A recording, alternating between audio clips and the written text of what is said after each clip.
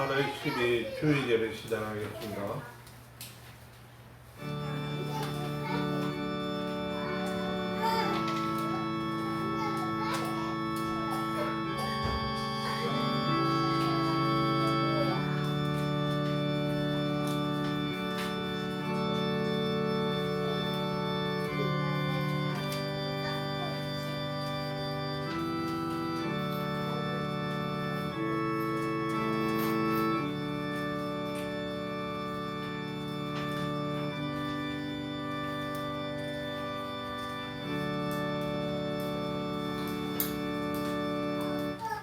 나의 영혼이 잠잠히 하나님만 바라며 나의 구원이 그에게서 나른도다.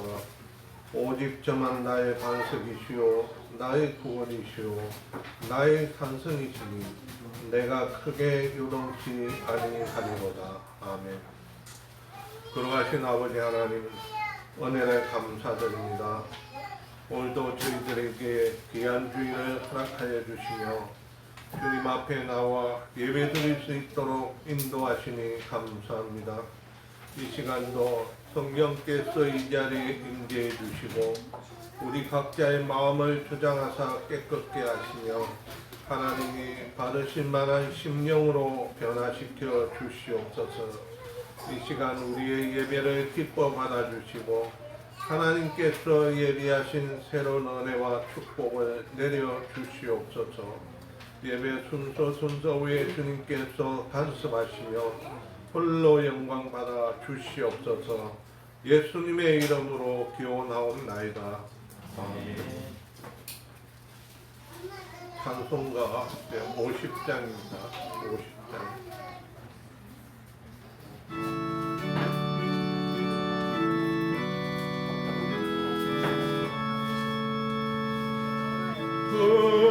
근영한 오신 주 이곳에 오셔서 이 모인 자들로 주 백성 삼으사 그 중에 항상 계시고 그 중에 큰 영광 나타내소서.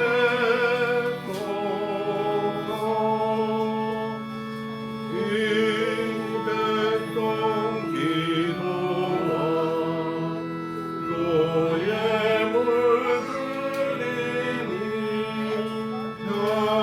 향내와 같으니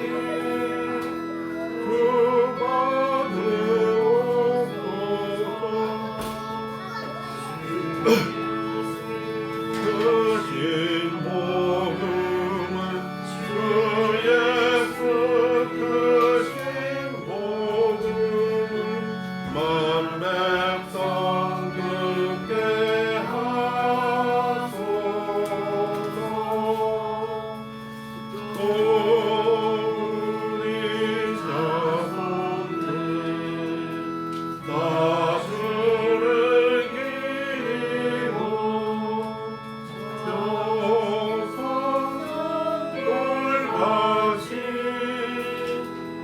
빛나게 하소서. 그 구원하신 능력은 주 구원하신 능력은 늘 끝날까지 주소서.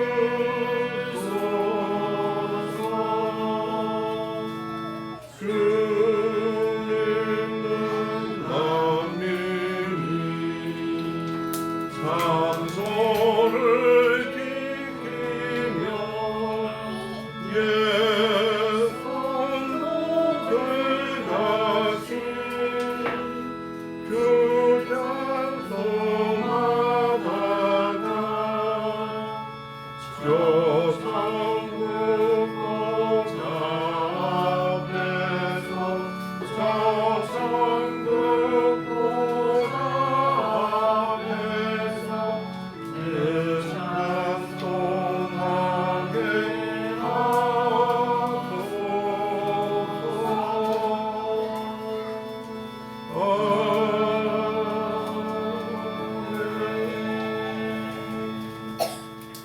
교동문 제31번입니다. 시편 142편.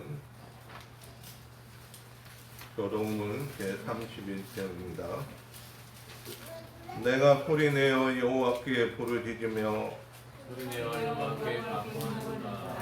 내가 내 원통함을 그 앞에 토하며 내 오만을 그의 앞에 진술하는도다. 내 심령이 속에서 상할 때에도 주께서 내 길을 아셨나이다.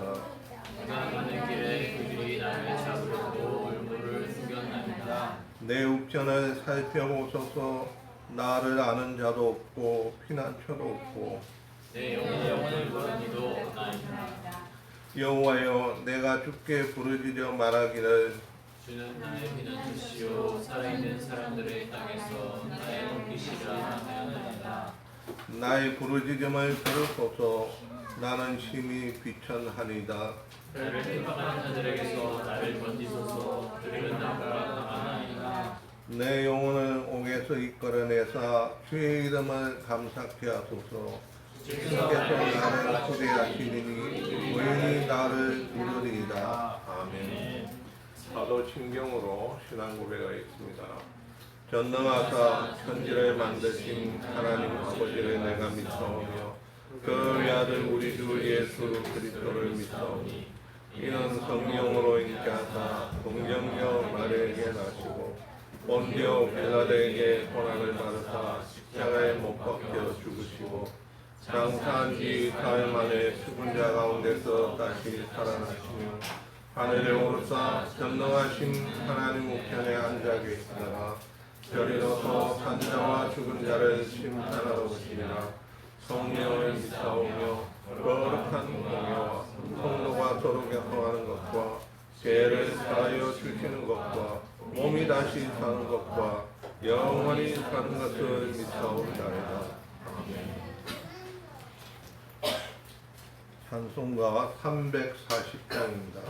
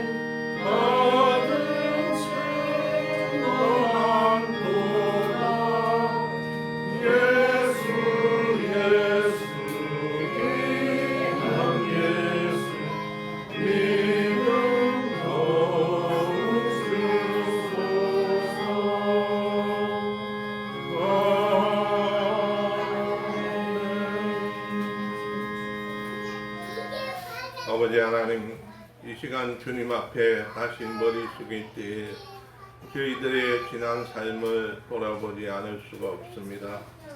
주의 뜻대로 말씀대로 순종하며 살려고 애썼지만은 저희들의 믿음이 부족하고 열심히 부족해서 전적으로 순종하며 충성하며 살아오지 못한 저희들의 지난 가오와 허물을 주님 앞에 내어놓습니다. 그리스도의 보혈로 씻어 깨끗게 하여 주시고 다시 한번 사죄의 은총을 베풀어 주시옵소서. 그리함으로 주님 앞에 나올 때 우리의 심령에 그리낌이 없게 하시고 담대의 은혜의 보좌로 나올 수 있는 믿음을 허락하여 주시옵소서. 아버지 하나님, 유료의 삶 가운데 언제나 저희와 함께하여 주시고 저희들이 어떠한 형편과 처지를 만나든 이간에 먼저 하나님의 뜻을 쫓으며 주의 말씀을 쫓아 순종해 살아갈 수 있도록 인도하여 주시옵소서. 그리함으로 말미암아 우리의 하는 모든 일들을 통해서 하나님 앞에 영광 돌리게 하시며 이웃들에게 은혜와 구원을 끼칠 수 있는 자들이 되게 하여 주시옵소서. 아버지 하나님, 우리 각자에게 맡겨진 사명이 있는 줄 압니다. 이 사명을 온전히 감당할 수 있도록 주님께서 저희들에게 능력을 더하여 주시며 필요를 더하여 주시옵소서. 믿음이 부족한 자에게 믿음을 더하여 주시고 열심이 부족한 자에게는 열심과 인내의 믿음을 허락하여 주셔서 기어코라도 주의 사명을 감당할 수 있도록 도와주시옵소서. 아버지 하나님, 우리 가운데 육신의 연약한 자를 불쌍히 여겨주시고 주님께서 치료하여 주시고 하루속히 회복시켜 주시옵소서. 마음의 병든 자로 주님께서 고쳐주시고 건강한 마음과 정신으로 주님 앞에 충성할 수 있는 길을 하루속히 허락하여 주시옵소서. 아버지 하나님, 이 시간 또한 특별히 간구합니다. 우리의 가까운 가족 가운데 친척 가운데 아직도 주를 알지 못하고 믿다가 낙심한 심령이 있습니까? 성령으로 그들을 감화감동 시켜주시고 이제는 주님 앞으로 회개하고 돌아올 수 있도록 역사하여 주시옵소서. 아버지 하나님, 본교회를 기억하여 주시옵소서. 주님의 뜻이 계셔서 이곳에 몸된 교회를 세워주신 줄 믿습니다. 이 지역사회를 복음화하며 그리스도의 사랑으로 섬길 수 있는 교회가 되게 하여 주시옵소서. 더 많은 영혼들이 구원 얻게 하시고 하나님의 은혜를 사모하는 자들이 이 자리에 나와서 말씀으로 변화되며 성령의 충만한 은혜를 체험할 수 있는 제단이 되게 하여 주시옵소서. 북한 선교와 세계 선교를 감당할 수 있는 교회가 되게 하여 주시옵소서. 이 나라와 민족을 위해서 또한 기도합니다. 아버지 하나님, 130년 전에 나라가 망하고 이 백성과 이 민족이 절망 가운데 있을 때 하나님께서 이 땅에 복음을 전해주시고 이 백성이 영적으로 거듭나게 하시고 문화적으로 깨어서 다시 한번 일어설 수 있는 기회를 허락하여 주신 것 감사합니다. 아버지 하나님, 이 나라가 위기 가운데서도 하나님이 지켜주시고 신앙의 자유를 보장할 수 있도록 하나님께서 역사하신 줄 믿습니다. 이 마지막 때 이 민족과 교회가 다시 한번 깨어나게 하시고 세계 방방 곳곳에 그리스도의 복음을 전가할 수 있는 제사장 나라가 되게 하여 주시옵소서. 아버지 하나님, 휴전선 이북의 북한 땅을 기억하여 주시옵소서. 언제까지 저대로 내버려 두시겠습니까? 아버지 하나님, 그곳에도 참다운 신앙의 자유가 회복되게 하시고 무너진 교회를 재건할 수 있는 날을 하루속히 허락하여 주시옵소서. 이 시간도 국내에 흩어져서 그리스도의 복음을 전가하는 선교사들과 그 가정을 기억하여 주시고 저들을 보호하여 주시며 많은 성교의 열매가 맺어질 수 있도록 은혜를 베풀어 주시옵소서. 이 모든 말씀을 우리 주 예수 그리스도의 이름으로 기도하옵나이다. 아멘. 하나님 말씀 보겠습니다. 구약 성경 창세기 29장 31절에서 35절입니다. 구약 50페이지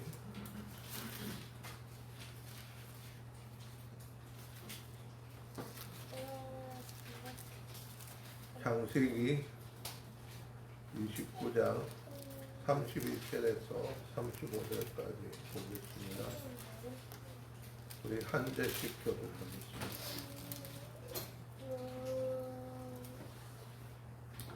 여호와께서 레아에게 총이 없음을 보시고 그의 태를 여셨으나 라헬은 무자하였더라.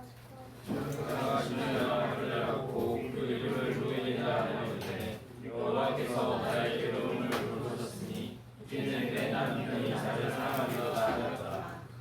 그가 다시 잉태하여 아들을 낳고 가로되 여호와께서 나의 총이 없음을 들으셨으므로 내게 기도 주셨도다 하고 그 이름을 시몬이라 하였으며 그가 임신하여 아들을 낳고 이르되 내가 그에게 새 아들을 낳았으니 내 남편이 지금부터 나와 나아가라 하고 그의 이름을 베냐민이라 하였으며 같이 읽겠습니다. 그가 또 잉태하여 아들을 낳고 가로되 내가 이제는 여호와를 찬송하리로다 하고 이름을 하여 그 이름을 유다라 하였고 그의 생산이 멈추었더라. 아멘. 오늘 본 말씀은 레아에 관한 말씀입니다. 우리가 구약 성경을 읽을 때 아마 구약에 나오는 인물 가운데서 가장 어떻게 보면 주목을 받지 못하고 또 어떻게 보면은 불쌍하고 가련한 그런 사람의 표상이 레아가 아닌가 생각을 합니다.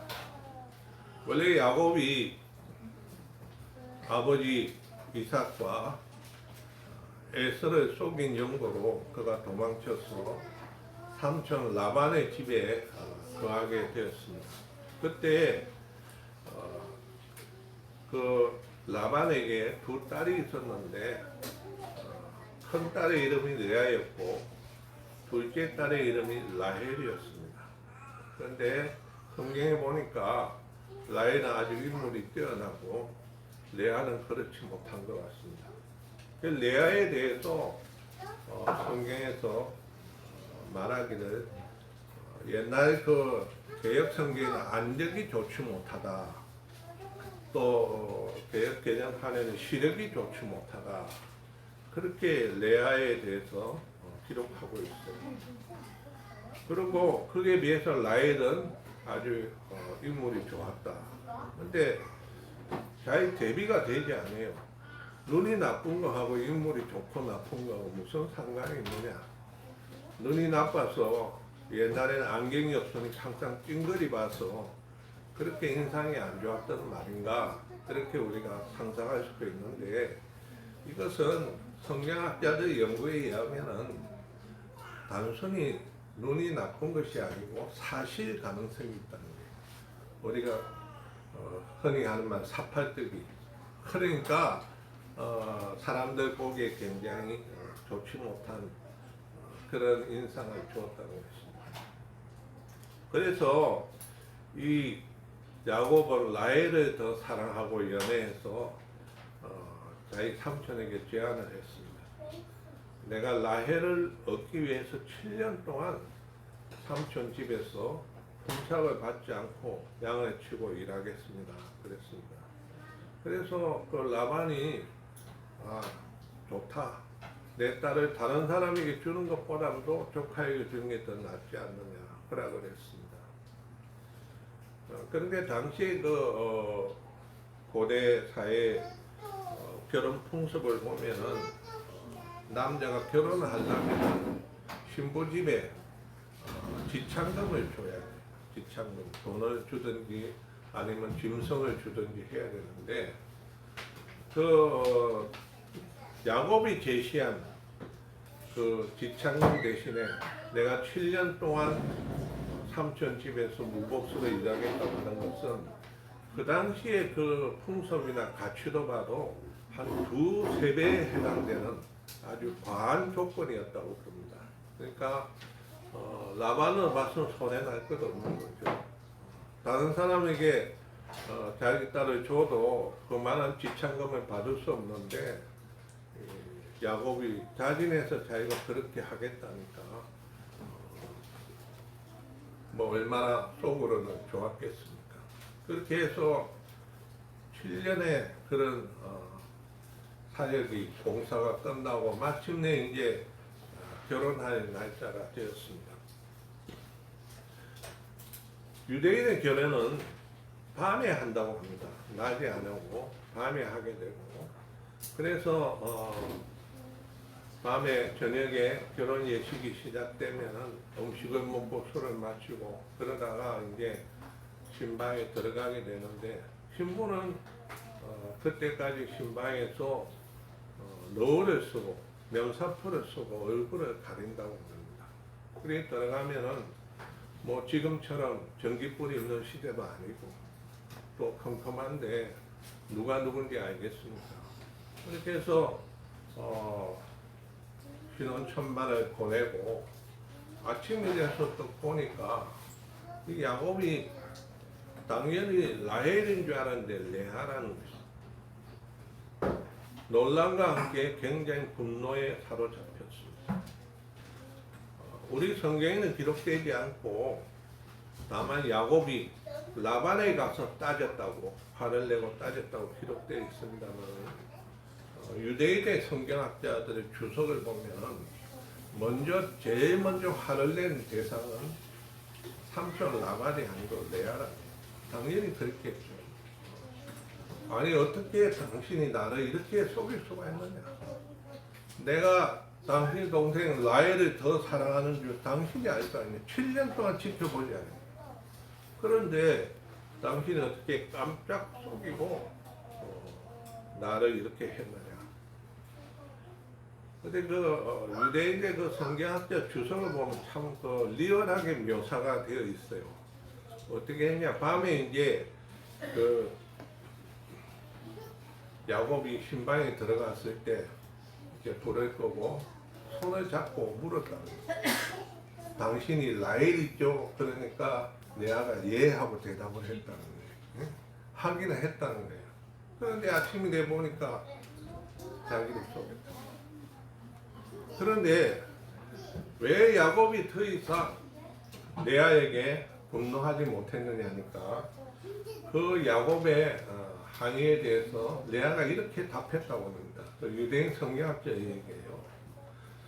당신도 당신 아버지 야곱과 에서를 속이고 이삭이죠. 야곱이 아니고 이삭과 에서를 속이고 당신의 아버지 이삭이 부를 때 에서의 옷을 챙겨 입고 변장을 해서 아버지 이삭이 네가 에서냐 물었을 때 예라고 대답하지 않았느냐. 당신도 당신의 아버지 이삭을 속이고 장자의 축복을 빼앗지 않았느냐. 그렇게 이 레아가 야곱에게 대답했다. 그 말을 듣고 이 야곱이 화는 나지만은 더 이상 할 말이 없는 거야. 야, 내가 이게 아버지를 속이고 형을 속인 이 대가를 내가 지금 받는구나. 이렇게 여겼겠죠. 그래서 여러분이 아시는 대로 라반에게 따지니까 라반이 그러면은 라헬을 더 얻기 위해서 7년을 더 봉사하라 그랬습니다. 이 야곱이 좋다고 하고 7년 동안 봉사를 했는데 성경에 보니까 그 7년의 기간을 하루처럼 생각했다. 왜? 라헬을 사랑함으로 자기의 수고 같지 않게 여겼다는 거예요. 그런데 레아는 뭐냐는 거예요. 레아는 그 7년 동안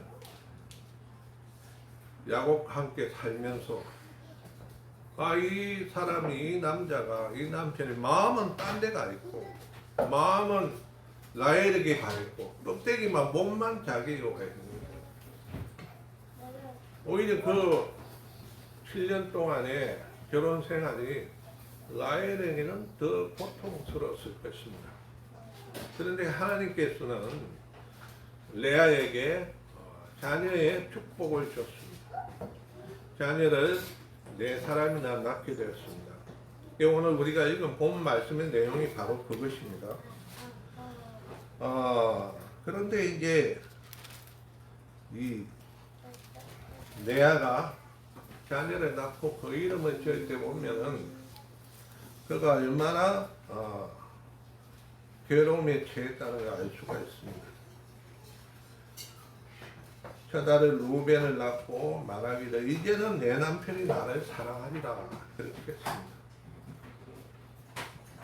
또 그 아들을 시몬을 낳고 난 다음에 또 말하기를 내가 그에게 새 아들을 낳았으니 내 남편이 이제부터 나와 낳고.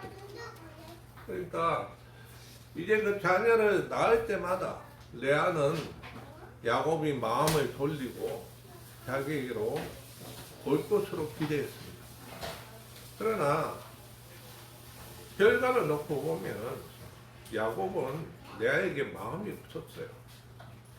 그리고 오히려 라헬을 더 사랑했습니다. 마지막 35절에 보면은 레아가 이런 말 합니다. 아무리 해도 자식을 아무리 낳아도 아들을 낳아도 남편의 관심이 나에게 오지 않으니까 더 이상 기대하지 않고 내가 이제는 여호와를 찬송하리로다. 이제는 이 말은 무엇입니까? 이제는 야곱에게 더 소망을 두지 않고 나는 여호와 하나님께 소망을 두겠다는 거예요. 하나님을 찬송하겠다는 거예요. 이것이 레아의 삶이었습니다. 그러고 난 다음에 라헬이 다시 야곱과 결혼하고 난 다음에 라헬에게 오랫동안 자식이 없었습니다. 그래서 라헬이 야곱을 향해서 강자를 부렸죠. 나로 하여금 자식을 낳게.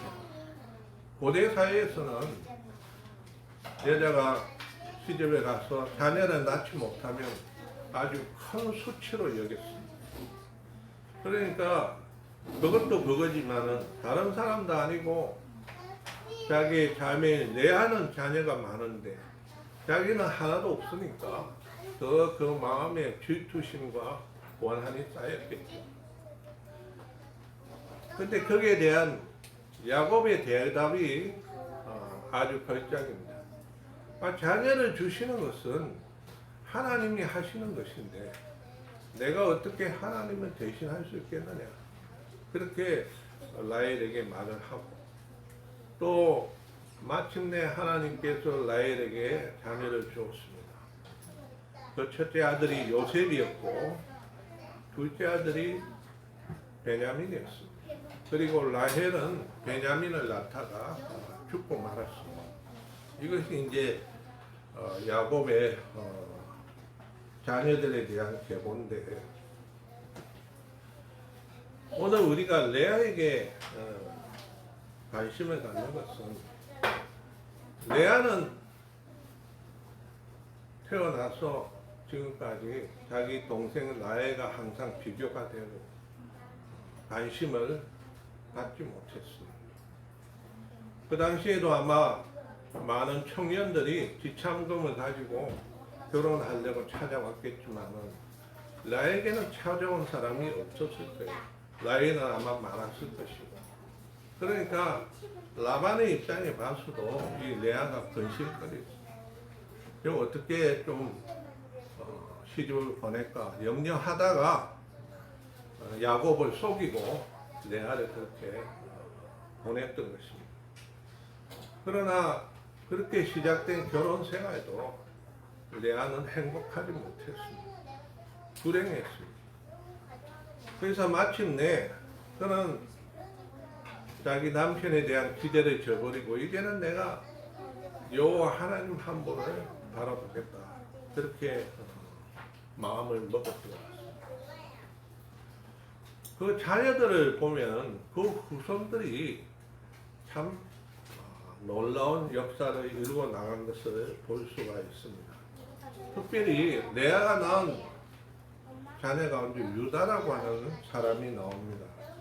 이 유다는 이 창세기에 보면은 몇 번 나오게 되는데요.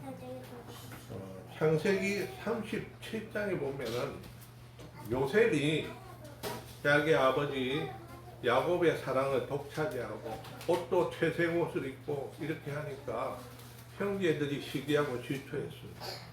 그래서 한 번은 아버지의 심부름을 받아서 자기 형들이 들에서 양을 치고 있는데 잘 있는가 한번 알아보라고 안부를 묻기 위해서 보냈을 때 그 형제들이 야곱이 멀리 쏘는 걸 보고 잘 됐다. 이번에 저 요셉을 죽여버리자. 그리고 그 잘난치 않은 채색 옷을 벗겨다가 거기다가 짐승의 피를 묻혀서 자기 아버지 야곱에게 말하기를 요셉이 짐승에게 물려가 죽었습니다. 그 정도로 옷에 짐승의 핏자국을 보여주기로 작정했습니다. 그래가지고 야곱이 왔을 때 야곱을 잡아다가 물이 없는 깊은 웅덩이 속에 넣었습니다. 물이 없으니까 결국은 거기에서 나올 수 없고 죽는 것이죠. 그렇게 이제 택책했는데 그때 그 형들 중에서 유다가 나서서 이런 말을 합니다. 아무리 그래도 우리의 혈육인데 주제가 되겠느냐? 목숨만을 살려주자. 그래가지고 이집트로 가는 상인들에게 노예로 팔게 됩니다. 그래서 어쨌든 유다가 요셉의 생명을 살려주게 되죠. 그리고 또 한 번 이제 유다가 등장하게 되는데 그것은 창세기 43장에 요셉이 형기가 되고 난 다음에 온 나라에 7년 동안 흉년이 들었을 때 그 가나안 땅에 가던 그 야곱의 아들들과 식구들도 양식이 없어서 양식을 사러 애굽으로 보냈습니다. 한눈에 이 요셉은 자기 형들인 줄 알았지만은 그 형들을 시험해보고 또 갈 때 양식들을 가득 주었습니다. 그리고 그 안에 돈을 숨겨뒀죠. 그리고 그 형제들이 돌아왔을 때 다시 잡혀왔을 때 이 요셉이 자기 그 하나 있는 동생인 베냐민을 보고 싶어 했습니다.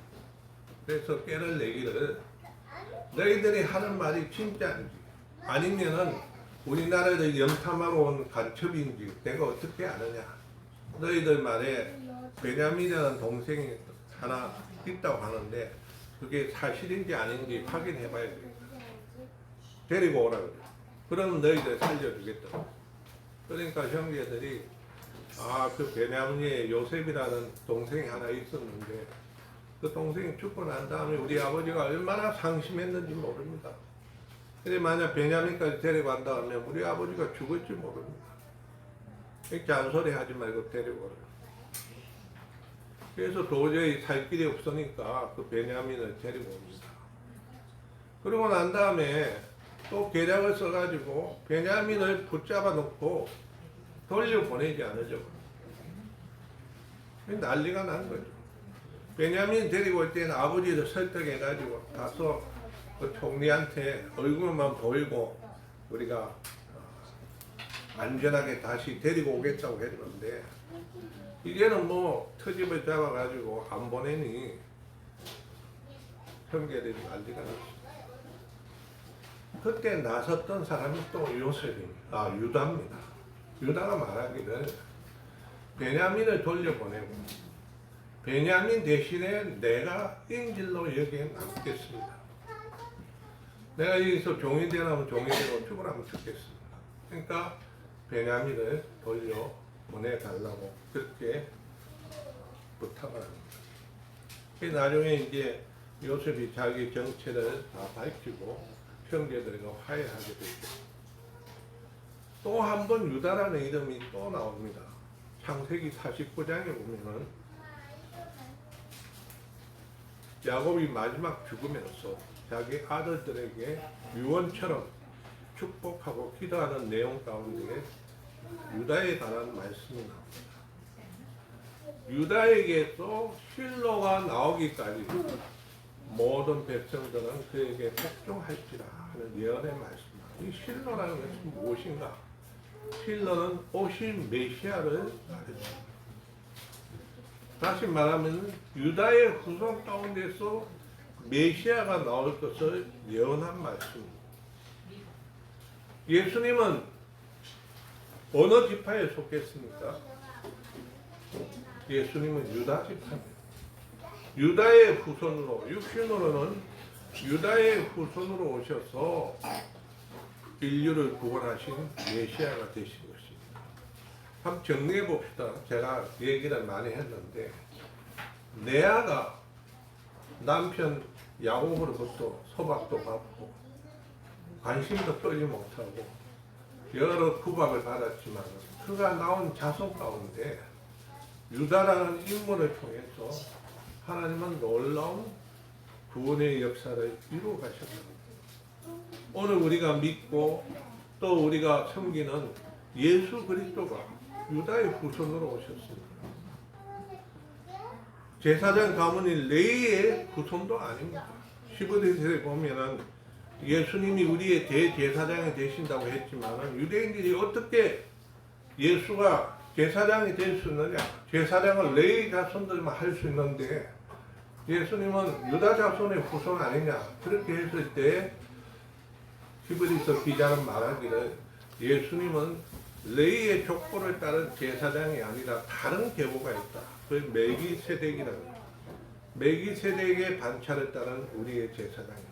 이 멜기세덱은 시작도 없고 끝도 없다고 해요. 아주 참 어떻게 보면은 희한한 인물이에요. 예수님은 멜기세덱의 반차를 따른 우리의 대제사장이다. 모세는 레위의 후손입니다. 이스라엘 백성들이 가장 위대한 제사장으로 여기는 선지자로 여기는 사람이 누구냐 하면은 바로 모세예요. 성경에 보면은 이름을 밝히지 않고 그냥 정관사로 그 선지자 하나를 두셨으니 그 선지자가 누구냐? 바로 모세입니다. 유대인들은 구약 시대 전체를 통해서 모세보다 더 위대한 선지자는 없다고 해요. 그러나 예수님은 유다 자손으로 오셨지만은 모세보다 더 나은 선지자라고 히브리서에 말씀하고 있습니다. 그러니 이 별 볼 일 없던 레아라고 하는 여인을 통해서 하나님은 유다를 낳게 하시고 유다의 후손으로 전 인류를 구원하시는 예수 그리스도를 낳게 하셨다는 것입니다. 이것이 하나님의 놀라운 역사입니다. 물론 라헬도 비록 두 아들만 낳았지만은 두 아들 다 훌륭하죠. 요셉은 우리가 아는 대로 이스라엘의 총리까지 올라갔고 그 당시에 굶어 죽게 된 자기 민족을 구원했습니다. 어떻게 보면 요셉도 신약시대 예수 그리스도의 모형이라고 볼 수 있습니다. 또 베냐민도 훌륭합니다. 여러분 이스라엘의 초대 왕인 사울 왕이 어느 지파에 속했죠? 베냐민 지파. 그러니까 베냐민도 이스라엘의 초대 왕인 사울이 태어난 것입니다. 사도 바울이 자기의 육신의 족보에 대해서 얘기하면서 나는 히브리인 중에 히브리요. 나는 베냐민 지파에 속했다. 그렇게 얘기했습니다. 그 말은 사울이 베냐민 지파에 속했기 때문에 요즘 말하면 나는 왕손이라는 거예요. 왕손. 뼈대에 있는 집안이다. 이게 나는. 뼈가 없는 문어 집안이 아니고 뼈에 있는 집안이다. 바울이 그렇게 얘기한 적이 있습니다. 그러나 요셉이나 베냐민은 육신적으로는 세상적으로는 아주 훌륭한 그런 가문을 이뤘고 왕이었지만은 그러나 그들은 영적으로 말하면은 메시아의 가문은 아닙니다. 그들에게서 메시아가 태어난 건 아닙니다. 유다를 통해서 메시아가 태어났다는 사실입니다. 왜 하나님께서는 레아에게 은혜를 주셨을까요? 하나님은 약자를 사랑하시고 편애하시고 고아와 가부와 나그네를 사랑하시니까 레아가 남편이 있으나 가부처럼 살았으니까 하나님이 그렇게 긍휼을 베푸신 것이 아닌가. 물론 그렇게도 생각할 수 있습니다. 그러나 그렇지 않습니다. 아까 우리가 이거 본 말씀처럼 아무리 자식을 낳고 야곱의 마음이 돌아서서 자기를 사랑할 것을 기대했지만은 야곱이 도저히 자기에게 돌아오지 않습니다. 그래서 결국 이 레아는 여호와 하나님께 소망을 주기로 하는 것입니다. 여호와 하나님을 나의 남편으로 삼고 여호와 하나님을 나의 주인으로 삼고 나는 육신의 남편이 나에게 사랑을 주든지 관심을 주든지 이제는 상관하지 않겠다. 나는 여호와 하나님을 찬양하겠다. 하나님을 바라보겠다. 그런 믿음을 가졌기 때문에 하나님은 레아를 통해서 역사하셨다고 믿습니다. 오늘 우리도 이 세상에 살아가면서 채워지지 않는 그런 욕망들이 있어요. 사랑뿐만이 아니라 남자들은 세상에서 성공하고 출세하고 또 사업을 해서 돈을 많이 얻고 명예를 얻고 이런 것들이 다 이 세상을 살아가면서 누구나 갈구하는 그런 욕망 아니겠습니까? 그런데 과연 그 욕망을 충족하는 사람들이 얼마나 있겠어요? 오히려 대부분의 사람들은 그것이 채워지지 않아요. 아무리 노력해도 채워지지 않아요. 신부신자 간에 사랑을 갈구하지만은 결혼하면 행복할 것 같은데 결혼한 사람도 어떻습니까? 그것이 얼마나 오래 갑니까? 오래 가지 못합니다. 채워지지 않습니다. 얼마나 우리가 출세해야 만족하겠습니까? 어느 정도 명예를 얻어야 되겠습니까? 물질적으로 우리가 어느 정도 돈을 모아야 만족하겠습니까? 이 세상에 속한 모든 소망은 우리를 만족하게 할 수 없습니다. 레아가 마지막 깨달은 것처럼 우리에게 채워지지 않는 그 내면의 깊은 곳에는 우리가 영적인 존재이기 때문에 하나님을 만나야 되고 하나님 한 분만이 우리를 채워줄 수 있는 영적인 축복과 은혜가 있다는 것을 깨달아야 됩니다. 우리는 그것을 늘 갈망하고 또 기도해야 될 줄 믿습니다. 그래서 마침내 마지막은 나는 주님 한 분만으로 만족합니다. 세상의 모든 것이 채워지지 않는다 할지라도 인간관계에 내가 어떠한 만족이 없다 하더라도 내가 주님 한 분만 모시고 주님이 나와 함께 하시면 나는 얼마든지 행복하게 살아갈 수 있습니다. 우리가 그런 신앙의 경지에 도달해야 된다고 믿습니다.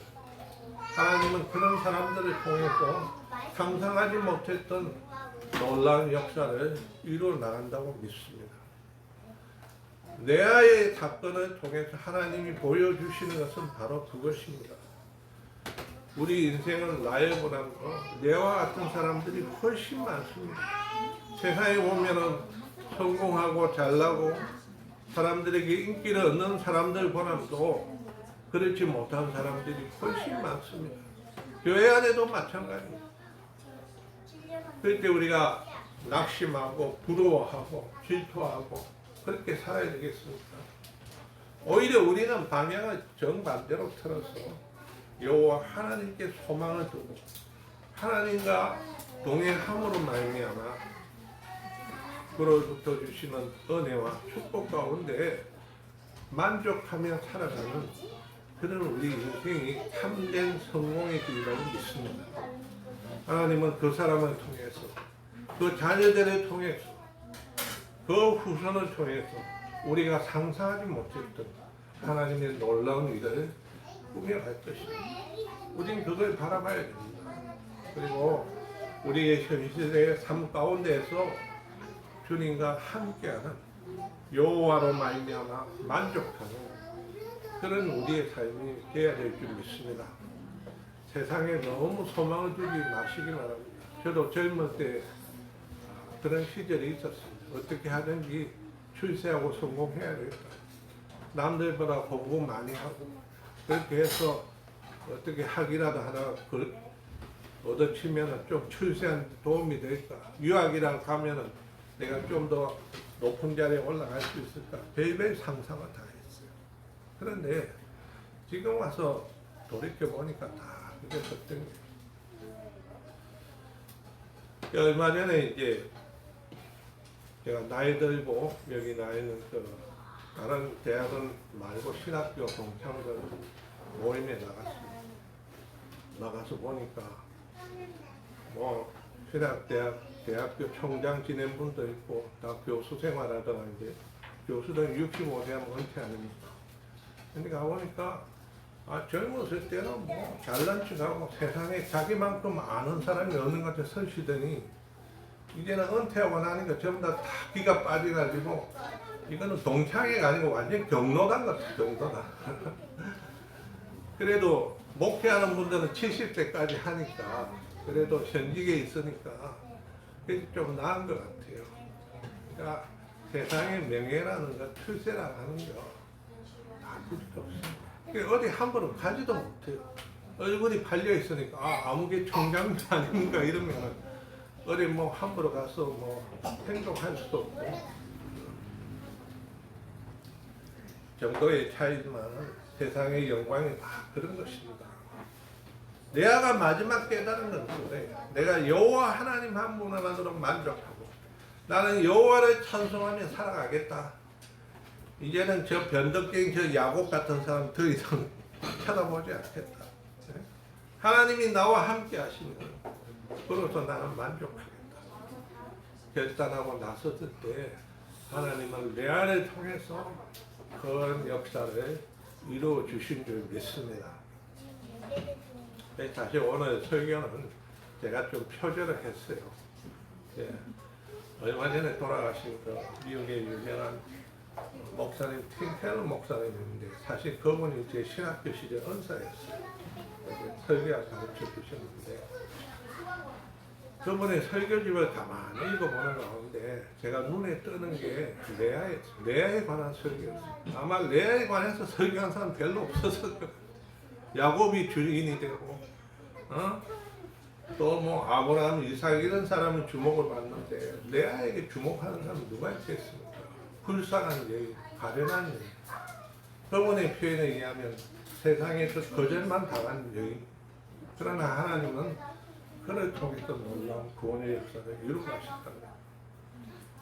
오늘 우리가 어떤 형편과 처지에 있든지 그래도 우리는 레아보다는 좀 나은 처지 아니겠습니까? 하나님 한 분만으로 만족하고 하나님과 동행하는 이 삶을 살아가는 것이 우리에게 가장 복된 길이라는 것을 여러분 깨달으시기 바랍니다. 다 같이 통성으로 기도하겠습니다.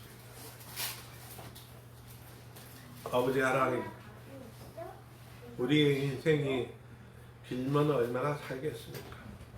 우리가 태어나서 공부하고 준비하고 또 사회활동하는 것이 길어봐야 20-30년인데 이 기간 동안에 우리가 이 세상에서 성공하고 행복을 얻으려고 발부둥 칠 때가 많습니다. 정작 중요한 여호와 하나님을 잊어버리고 살 때도 있었습니다. 아버지 하나님, 다시 한번 저희들에게 영안을 열어주시고 어떤 형편과 처지에 있더라도 여호와 하나님 한 분만으로 만족할 수 있는 저희들이 되게 하여 주시옵소서. 예수님의 이름으로 기도하옵나이다. 찬송가 458장 458장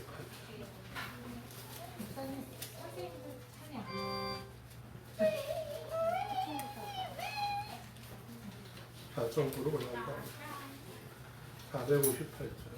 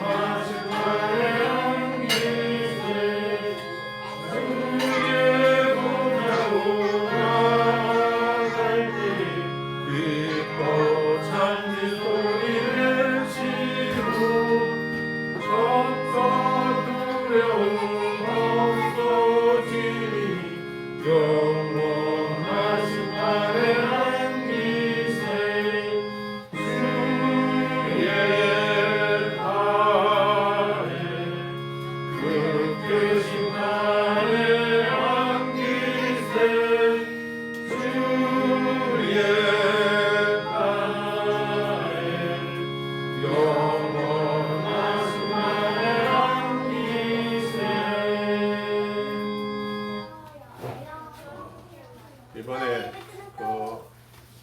어제 오늘 삼일교회 수도권 선교팀에서 오셔서 우리 성경학교를 위해서 많이 봉사해주고 또 소개해 주셨습니다.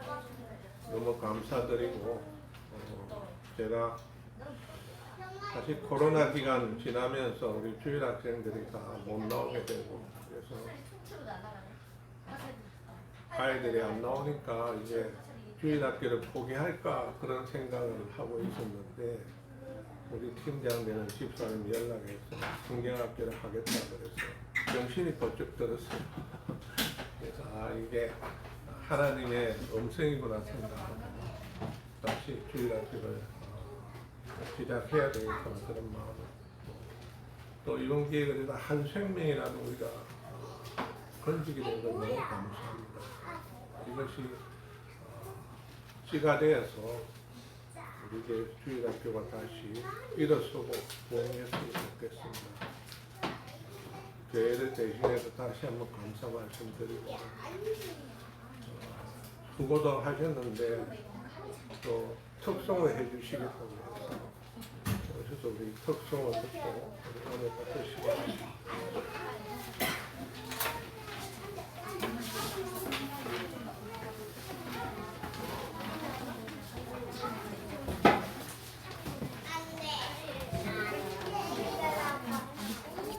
요걸 앞으로 끌게요.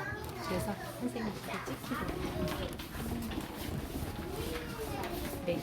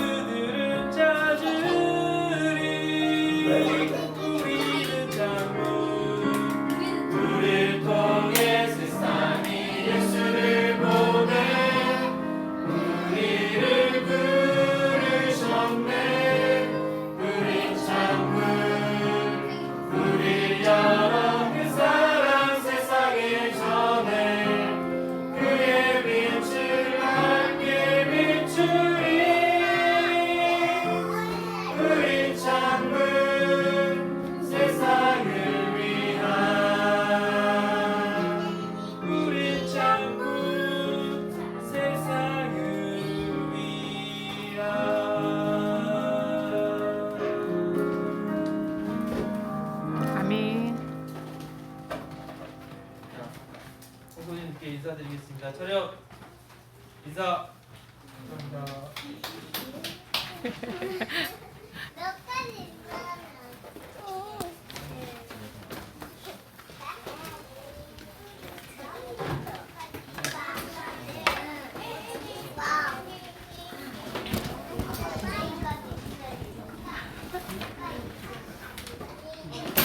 감사합니다. 수고 많으셨습니다.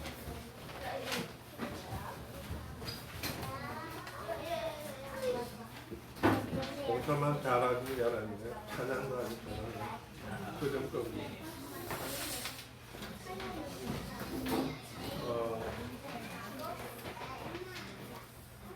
아무 말씀은 교본에 참여해 주시기 바라고 주일학교에서 기도해 주시고 또 전도도 힘써 주시기 바랍니다. 1장 찬송 부른 다음에 축도로 마치겠습니다.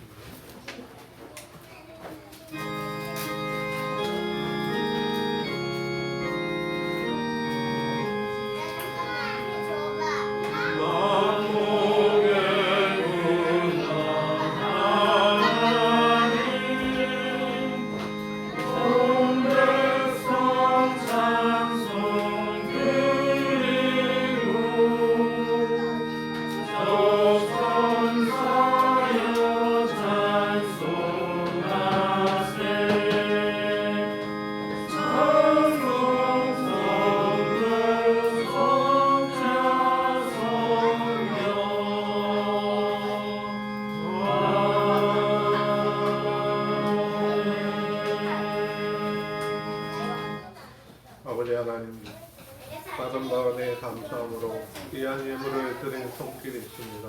기억하여 주시고 이 예물을 드린 손길에 새로운 은혜와 축복을 내려 주시옵소서. 각 가정과 직장생활과 사업과 학업생활에 어려움이 없도록 주님 안에서 형통함의 축복을 내려주시고 특별히 물질적으로 어려움 당하지 않도록 귀한 물질의 축복을 내려 주시옵소서.